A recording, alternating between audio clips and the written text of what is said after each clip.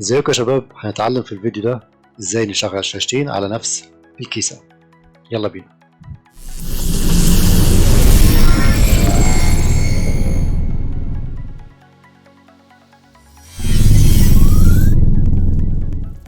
ازيكم يا شباب، عاملين ايه؟ يا رب تكونوا بخير. النهارده هنتعلم مع بعض ازاي نشغل شاشتين، ولو انت عندك شاشة قديمة تستفاد بيها بدل ركنتها، تستفاد بيها وتشغل شاشتين على نفس كيسة او نفس كارت الشاشة. انا حابب ان انا ابدأ معاكم زي ما انتم شايفين دلوقتي الشاشتين موجودين، وكأني لسه بادئ من الصفر خالص، كأني بادئ معاك. لو انت بتركب الشاشة التانية هيكون الوضع كالتالي: عندك الشاشة اللي كانت شغالة على الكيسة عادي جدا، اللي هي الشاشة الرئيسية اللي هي دي، ودي الشاشة التانية اللي احنا هنركبها على نفس الكيسة او على نفس كارت الشاشة. ده ممكن يفيدنا في حاجات كتير. اللي ممكن يستفاد بالشاشتين اكتر ممكن يكون هو ستريمر بيشغل اللعبة على شاشة، بيشغل OBS او الشات على شاشة تانية، وممكن يكون فيديو اديتنج او مونتاج فيديو او صورة بيشغل شاشتين، ممكن يحتاج الشاشتين.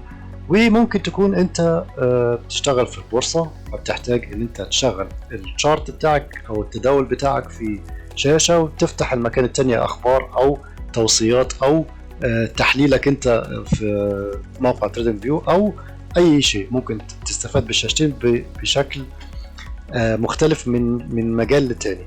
بداية عايزين نعرف الشاشة الجديدة اللي احنا هنركبها هل هي فيجا ديسبلاي بورد او DVI، تمام، او HD.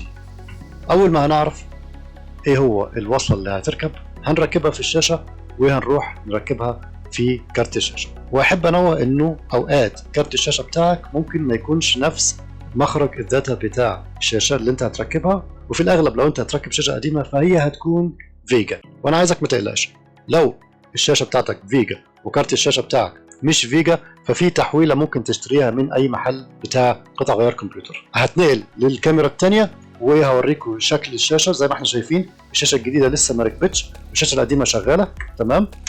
هوصل كابل الشاشة في الكيسة وهرجع تاني.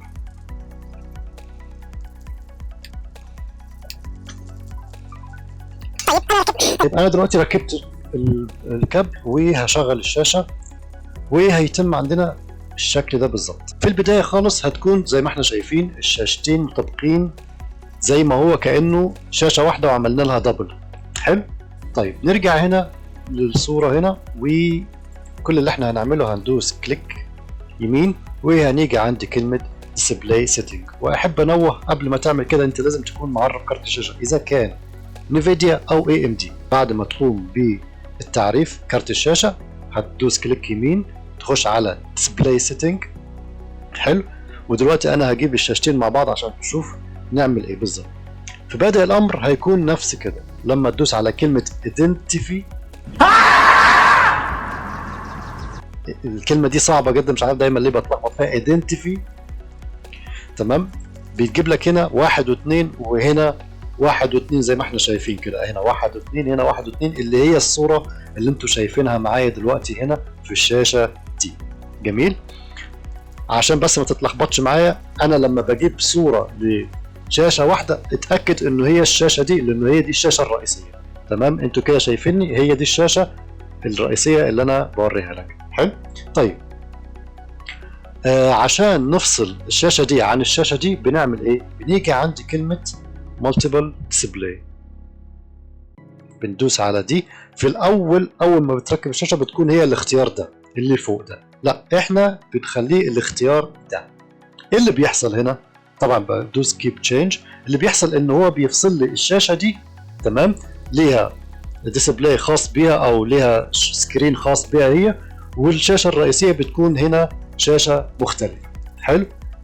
في بادئ الامر ممكن تكون هي دي الشاشة الرئيسية وممكن تكون هي دي الشاشة الرئيسية. ازاي نعرف ازاي نفرق بين الشاشتين دول؟ في الويندوز بدوس كلمة انتيفيتي.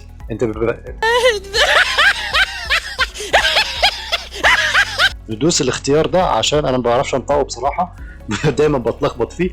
اول ما بندوس هنا زي ما انتم شايفين هنا في مربع هنا 1 وهنا مربع 2 كده اهو زي ما انتم شايفين، فهو قال لي المربع 2 اللي هو ده دي مقصود بيه الشاشة دي، مربع 1 ده المقصود بيه الشاشة دي في المربع 1 هنا.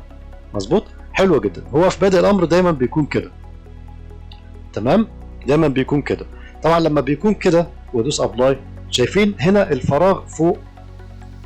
تمام. المفروض انه هنا انت بتحدد مكان الشاشه، فانت بتدي امر انه الماوس لو خبط فوق ما يروحش. شايفين الماوس هنا ما بيروحش. تمام. في حين ان انا لو نزلته هيخش للشاشه الثانيه. ليه؟ لان انا هنا منفذه هنا الامر ده. طب انا عشان اخلي الامر واقعي اكتر هنزل دي كده زي ما هي موجوده في فيزيكال او في الشكل الحقيقي. حلو. وبدوس ابلاي. جميل جدا.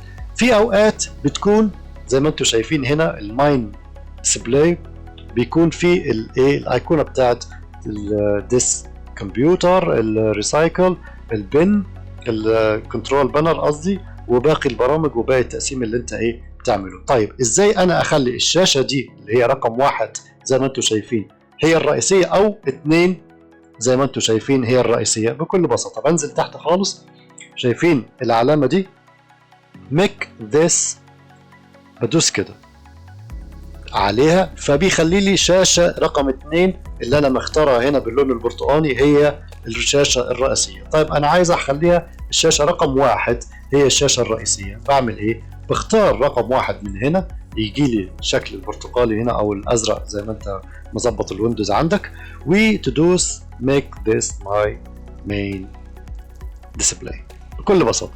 فخلالي الايقونات هنا. وانا لو شغلت اي لعبه، لو انا شغلت اي لعبه او اي برنامج، اذا كان فوتوشوب، اي لعبه، اذا كان اي شيء، هيشتغل لك البرنامج في الاول على الشاشه دي الرئيسيه، ومن ثم انت ممكن يعني انا دلوقتي لو شغلت الديسكورد مثلا هيشغل لي على الشاشه الرئيسيه. وقت ما انا اكون عايز انقله للشاشه الثانيه بكل بساطه بمسكه كده دراج اند دروب، وباجي كده وبسيبه هنا، بعمل عليه 2 كليك عشان يعمل لي ايه ستريتش، وبس كده بكل بساطه اقدر اخد البرنامج من هنا اجيبه هنا اجيبه هنا، اعمل اللي انا عايزه. بسيطه بسيطه. طيب وبكده اكون انا وصلت لاخر الفيديو. ولو في اي سؤال تقدر تتركه تحت في التعليقات. في الفيديو جاي هشرح ازاي اخلي زي ما انتم شايفين الكاميرا بتاعه الموبايل اذا كان اندرويد او ايفون اي او اس، ازاي احولها من كاميرا موبايل عاديه ل زي ما انتم شايفين دلوقتي ويب كام. وبكده اكون وصلنا لاخر الفيديو. اتمنى يكون الفيديو بسيط ومفيد على قد ما اقدر. نلتقي في فيديو جديد. سلام.